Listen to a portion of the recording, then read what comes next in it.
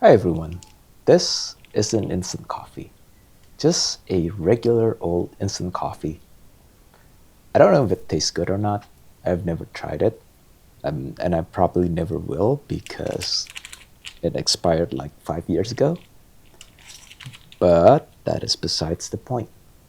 The reason I'm making this video is because I want to prove to people that if you are serious about learning a language, you don't really need much. You can learn by reading a comic like this. Or, what I personally like to do, get one copy of a book in the original language and get a translated version also, like this. Language is everywhere. You don't even have to look for it.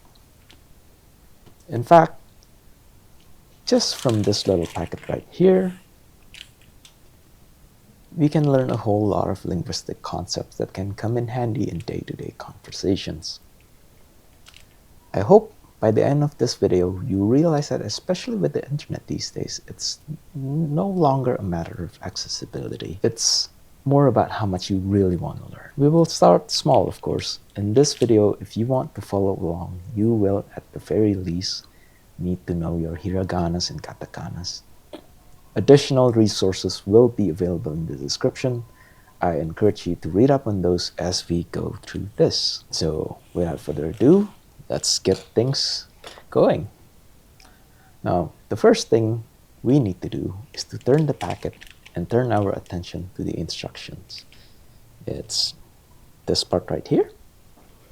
And the main thing I want to highlight in this video involves this word, kata.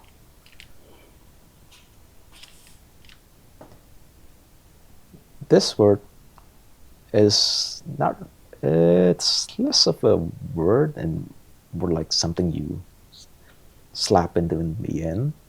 And if you slap this in the end, it basically means how to do something. You can use this word to ask people how you can say, use a chopstick, or how do you get to the station, or something like that. It's a pretty handy word. So it's hard to read if you don't have the packet handy right here, which is why I came prepared. I printed this out for you. I will also have this available in the description below. But the way we're going to do this is we're going to split the sentences so it's more digestible. And because this is also kind of hard to see, especially if you're just starting to learn. But don't worry though, once we get things going, it's not going to be that difficult. We'll start at the title. おいしいいれ方. Now, even if you're not familiar with Japanese, you probably already know what oishi means. It means good, as in good food, or, just good things to consume in general. But this title actually consists of 3 words.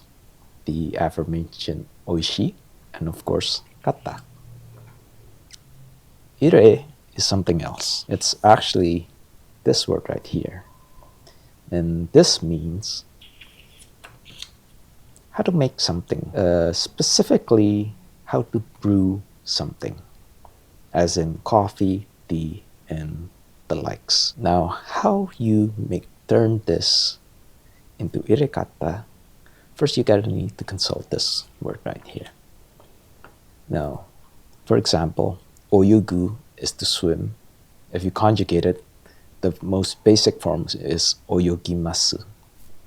Now, the way you do it is by cutting off masu and then replacing them with kata. Oyogi kata basically means how to swim. So how do you brew something? How do you make tea? Well, we returned this word right here back, and we can see that if we conjugate it, it should have been iremasu.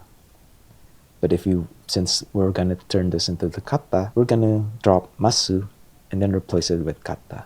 Hence, we have oishi ire kata, or how to brew this drink delicious way. I know that sounds a bit awkward, but that's just how it is with translation sometimes. But that's all right, though. We're just going to move on from that And we're gonna go to the first instruction. Now, what I like to do when we start translating is marking the particles. Like so and so. And the reason why I do that is because in Japanese, particles play a very important role. It's a marker for what part of the sentence this word is used for.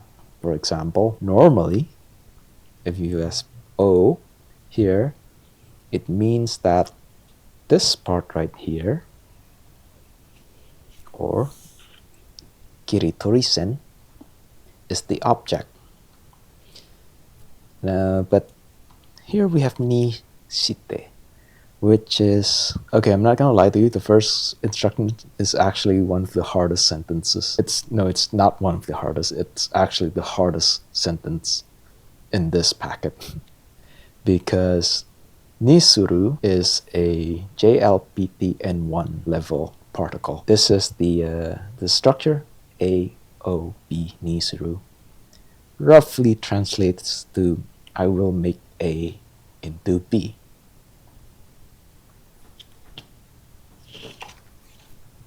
Now, like we said, there's the kiritori-sen, this word right here. And what that means is this little line you see on packets. It's the line that shows you where you're supposed to cut something. So that's kiritori-sen. This word is ue. Ue means above or up. And akeru means open. So if we combine all the concepts together, what this part is telling you is that you turn the packet right side up. And that is where you open it. Now, I haven't opened the packet yet, but if we open it, we're gonna see where the line is. And you can actually see in the picture like here, that is exactly what this sentence is saying. So again, turn the packet to the right side up and then open. Oh, there's actually one thing I forgot to mention. So the basic form of this is nisuru, but here we have nishite. That is the te form. The te form actually has a lot of meaning, but in this context, if you have a te form right before another verb, then that basically means you do this first and then do that after. So again, turn the packet to the right side up where the dotted line is and then open. Kind of like the picture right here. Okay, since now that the first part is out of the way, we're gonna go to the next part. This right here. Bagu is, well, I think it's pretty obvious that that means bag. You know, just one of those borrowed words. And again, we have O, which means that this is the object. And then we have this word right here, furu. Furu means to shake or to wave. And then we have here kona. And again, we have the O particle, which means that this is the object. Shita is the opposite of ue, so it means the lower side or below. And we have another particle, ni. And also, we have this verb right here, yose. The regular form is yoseru, and that means to bring together or to bring near. We're gonna stop there for a bit and we're gonna combine these two sentences. So first, shake the bag. That's this part right here. Bag wo furi. And then kona wo shita ni yose. Now, what does that mean? It means the reason why we need to shake the packet is to make sure that the powder falls to the bottom side. And that makes sense because we want the powder to hit the water, right? So that's what that means. Now again, we have in the next part a repeat kiritori sen. And again, we have a particle right here, ni. And this part is sotte, kiritoru. Kiritori sen ni sotte, kiritoru. Sotte means along something. We have a particle that denotes place. Kiritoru, which means to cut. So this sentence right here means we need to cut where the dashed line is. And with that, we have translated the first instruction. So let's do that one more time. おいしいいれ方. How to brew this coffee deliciously. 切り取り線の上にしてあける. Turn the pack to the right side up and then open it because we have the te form right here. バッグを振り. Shake the bag. 粉を下に寄せ. Let the powder fall to the bottom part. 切り取り線に沿って切り取る. Cut along the dashed line. And there we go. We have the first one. So let's move on to the second part. 広げてかける. Again, we have the te form right here. This is the regular form, 広げる, which means to spread or to extend something. And then we have the second verb, かける, which means to hang, suspend, to raise or to hoist. Which means we have to first 広げて or spread, and then we need to かける or to hang something. It doesn't really say what it is. Okay, now the next part. Fuku is another loan word. It means hook. And then we have this right here. This is actually a compound word because we have the O right here. And what this word means, or kapu means it's the lower part. So fukukabu means the lower part of the hook. And since we have O here, it means that this is the object. And then we have the verb sumamu. And here it says sumami because it's the shortened version of what it is supposed to be. The regular form should have been sumami masu. They just dropped the masu to shorten it. And it means to hold or to pinch. So what this sentence, this part of the sentence means is that we have to hold the underside of the hook. And yeah, that's it, because we haven't finished the sentence. And you can see it right here in the picture. You actually have to pinch the lower part of the hook right here. And so let's go on the next sentence. Hidari and migi. That's left and right. And we have ni, the particle that denotes direction. Hidari, migi ni, hiroge. Now, hirogeru, like we mentioned before, means to spread, to extend. So what this basically means is that we're going to need to extend the back to the left and right. And then kapu is another loan word. It's pretty self-explanatory. It means cup. No, fuchi. Fuchi is the rim or the edge of the cup. And then ni, another particle that denotes location. And then kakeru, which means to hang or to suspend. So putting them all together, we have hirogete kakeru. First, you spread and then open. Fukku kapu o tsumami, hidari migi ni hiroge, kapu no fuchi ni kakeru. Pinch the lower part of the hook, spread it open to the left and right, and then let it hang on the rim of the cup, sort of like this. And just like that, we have the second part of the translation. And moving on, and we have the third part. Again, we have the te form, which kind of makes sense because this is an instruction, so they want you to follow the steps fairly accurately, and that is oru. It's kind of a different version, this verb right here, which is orimageru, or to bend. If you want to know, that is the verb oru, and that is in the te form, which is otte.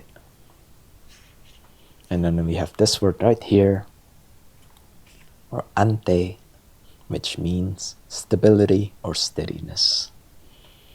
And saseru, causative form. It basically means someone or you are letting someone else do something. Doesn't really make sense at this point, but by the time we translate all this, it's gonna make more sense. So again, we have fuku right here. Like we mentioned before, it means hook. And then fuku no sotogawa, or the exterior of the hook. And then we have o. So, and then we have again orimageru, or in this case orimage, just without the ru. And what that means is that you bend the exterior of the hook like this. See the person right here just bending it like this, and that is what this sentence means. And now we encounter one of the most annoying parts of Japanese, and that is this word right here. Now, I'm going to grab something else. This doesn't appear in this sentence. Sort of. Now look at this, and this. What's the difference? Nothing. That's the same thing. But you read them differently. This 3 characters is not sosoku, but instead it's sugikuchi, and yet they look the same. But my gripes aside, we're just gonna move on. We're gonna put this away for now, and we're gonna return to the sentence. Fuku no sotogawa o orimage, and then tsukikuchi o, that's another particle. Oh, and tsukikuchi means spout, by the way. And then we have ante saseru. Ante is stability, like we went through before.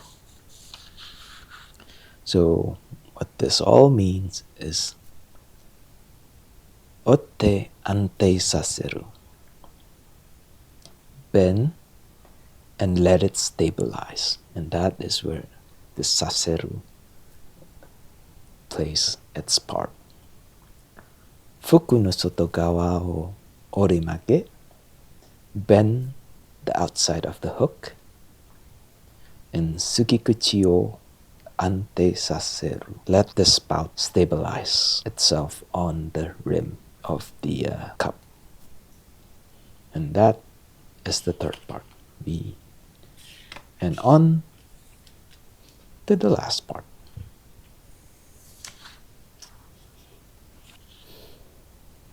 Here It's the first word. And then we have sosogu, which is written very similarly to tsugikuchi. But that aside though, let's just move on. So the first word is again in the te form. And it means, the way you pronounce it in the regular form is murasu. Specifically, it means to cook by steam, but in this context, it's more like, brewing, like brewing tea, brewing coffee, something like that. And sosogu is to pour water into something. And then we have this word right here, which is a small amount here. Shouryo no netto.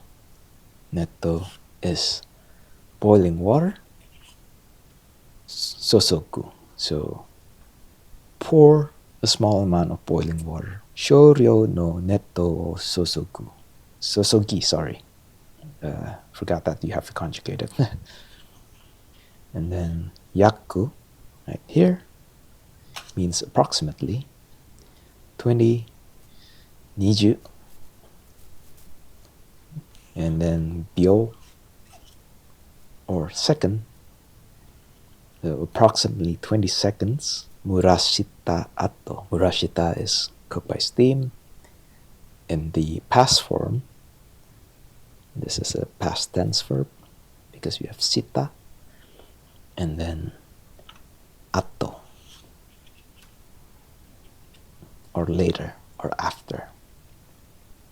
So this part right here is saying, actually let's just go back from the beginning. Murashite susuku. First you cook by steam and then pour water. Shouryo no netto wo susogi. Pour a small amount of boiling water. Yaku 20 byou murashita ato. After about 20 seconds, netto o nikai sankai. That is a counter for how many times you're doing something. Ni, that's a particle. Wakete, or wakeru in the original form, but that is in the te form, which means to split or divide. Ni here doesn't mean place, by the way. When you have ni in this context, it's something like you become something, for a lack of better word. Netto o nikai sankai ni wakete. Netto o nikai sankai ni wakete. Divide the hot water into 2 or 3 parts. Yaku 140 cc sosoku. So the total is 140 cc, and you divide 140 cc 2 or 3 times. That's basically what this sentence is saying. So again, murashite sosoku. I don't think cook by steam is the right translation, but that is the dictionary translation. It's more like, I guess, you cook water and then pour. Shouryo no netto o susugi. Pour a small amount of boiling water. Yaku 20 byou murashita ato. After about 20 seconds.